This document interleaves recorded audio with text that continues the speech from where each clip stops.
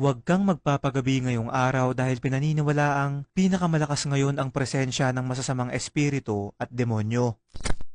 Mga kaibigan, ngayong araw September 7, magkakaroon ng tinatawag na Rare Blood Moon, isang total lunar eclipse kung saan magiging kulay pula ang ating buwan sa loob ng mahigit 80 minuto. Ito ay masisilayan ng halos 85% ng populasyon ng ating mundo mula Asia, Australia, Europe at Africa. Alam nyo ba na ayon sa iba't ibang lumang kultura, ang blood moon ay senyales di umano na may paparating na kaguluhan, delubyo o matinding problema sa ating mundo.